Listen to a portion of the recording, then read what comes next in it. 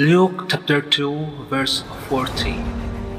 And the child grew, and waxed strong in spirit, filled with wisdom, and the grace of God was upon him.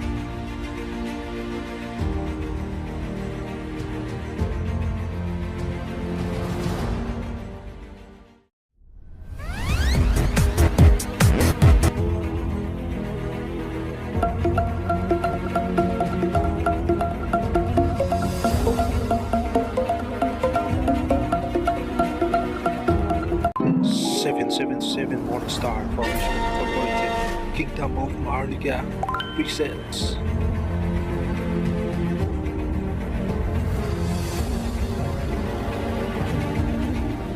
The child walks strong in spiritual. It is important to have an understanding of Jesus' times.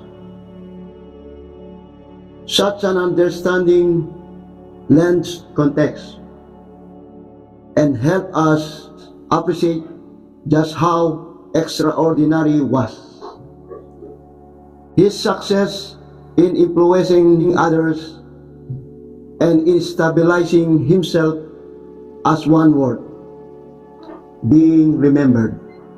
The bare bones New Testament account sees Jesus as the earthly son of a carpenter, seemingly ready to follow in the family trade, but then showing a precocity for philosophy and teaching, lecturing even his elders and senior clerics. If his message offended some, it was alluring to others. He was in era crowded with prophet, soothsayer, doomsayers, and zealots. Especially charismatic, Jesus always stood out, was always apart from the pack. For many religion scholars, the nutshell version is too simple and even at times misleading. The biblical presentation of Jesus doesn't go nearby far enough. All the New Testament documents about Jesus, except Paul's letter, have been written and overwritten.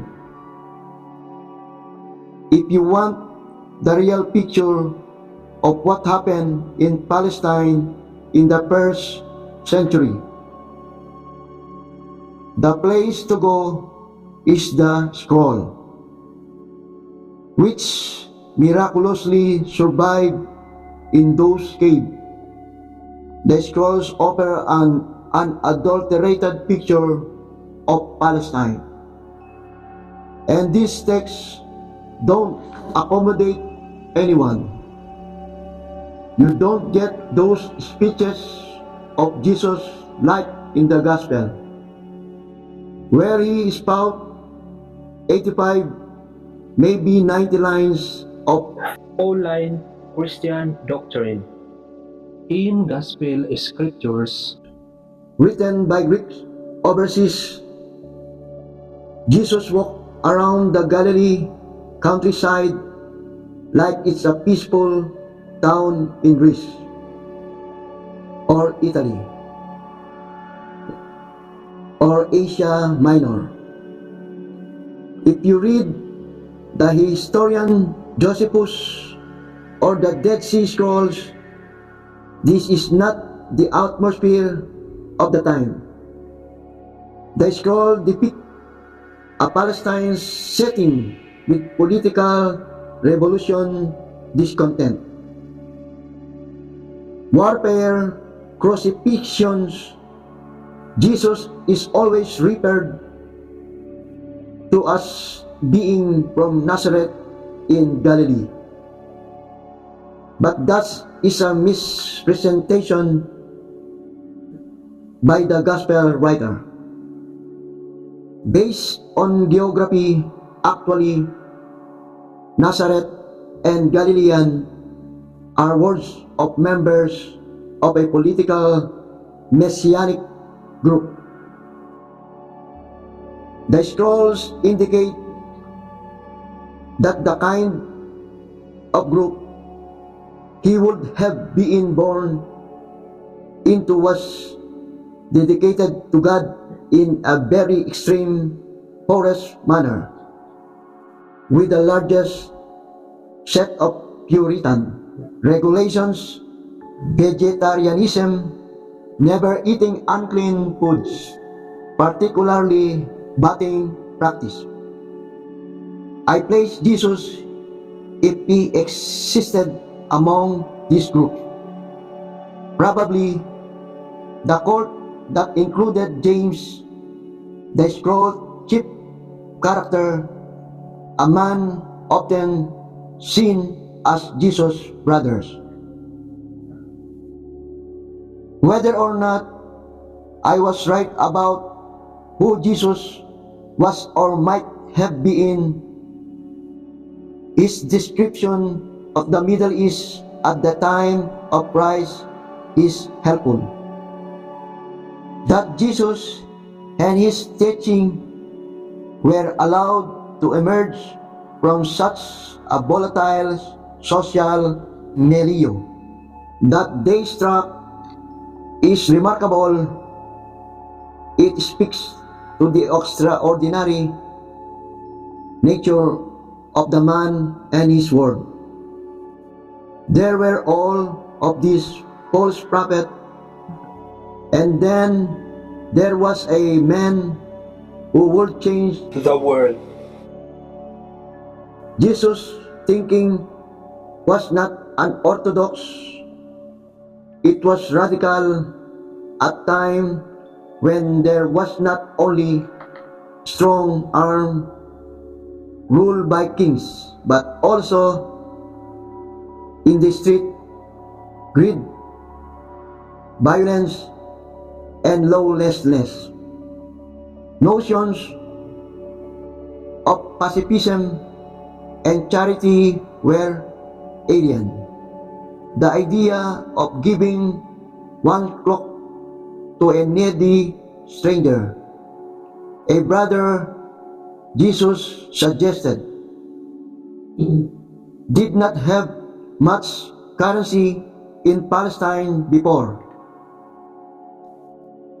He existed even religions that would reject him as the Son of God, including Judaism and Islam, would later admire many of his sociological theories. These rules for living were and remain exquisite, and in fact, many of Allah's teaching as rendered by Muhammad some 600 years later are not unlike those of Jesus in their compassion, selflessness, and social orthodoxy. The ordering of a full-blown philosophy and the proselytizing would come in time. First, there was the boyhood, of which we know something but not much. Perhaps even here, at an early age, ideas were being formed and examples shown. Before he passed away, a vision that feels far different, one that was based on the New Testament outline and on personal faith. Jesus grew by in Nazareth in the home of his mother, Mary, and her husband Joseph, who was not his father. Joseph was a carpenter.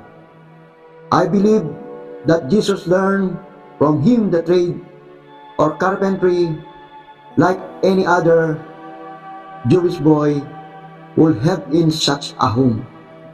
I believe that he ran and played with his friends as a child. I believe he enjoyed good food and fun,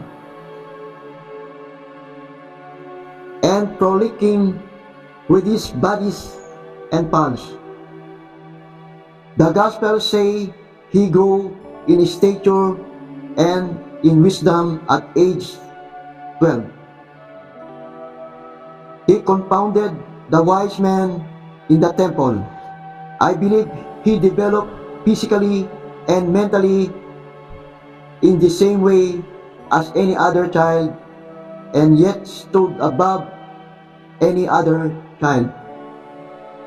The episode in the temple, to which is one of the most charming in the Bible, which is a book that has many incidents of intrigue, drama, action, violence, and inspiration, but not an abundance, characterized by charm of the gospel writer. Luke is regarded by many as the most poetic, and it's fitting that he is accounted here. The boy Jesus, raised by Mary and Joseph in Nazareth, grew and waxed strong in spirit, filled with wisdom, and the grace of God was upon him. Now his parents went to Jerusalem every year at the feast of the Passover. And when he was 12 years old, they went up to Jerusalem after the custom of the feast.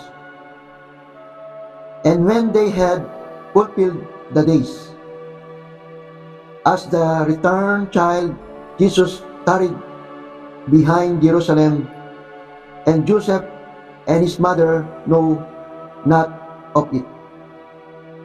But they, supposing him to have been in company, went a day's journey, and they sought him among their kinsfolk and acquaintance, and when they found him not, they turned back again to Jerusalem, seeking him. There they discovered the boy in the temple, listening and questioning the adults. When Mary asked her son how it could have disappeared and upset his parents, so Jesus answered critically, Whilst ye not, that I must be about my Father's business? and they understood. Such understanding, were it ever to come, would take time. But it could well have been that Joseph and Mary knew early on that they had a philosopher and a moralist on their hands. Some apocryphal writings, such as the infancy Gospel of Thomas, depict an energetic adolescent Jesus doing miracles and playing tricks, and even getting into mischief. But in the four Gospel of the Bible, there is only this one account in Luke regarding this Jesus' boyhood. The episode in the temple, for it to have been handed down, must have made an impression on someone. Perhaps on Mary. Did she tell this story often to his friends and family? Yet, certainly, it could have been created by the writer or writers behind Luke, But even if so, they were ascribing the boy's actions to one who, by prior reputation, must have been special, precociously intelligent, and persuasive. In any event, Jesus was not about to stop thinking or talking. And crucially, as he grew older and went about his business, his credibility did nothing but increase. The most attractive was that he wasn't just someone who thought it, as many of the Asian cities did. He did it. He actually lived it. He loved his neighbor, his enemies. He stayed among the poor. He was an example of his own teaching. Your servant, Joselito Pilapil Rivera. Dahil katlak po. DJ Bob.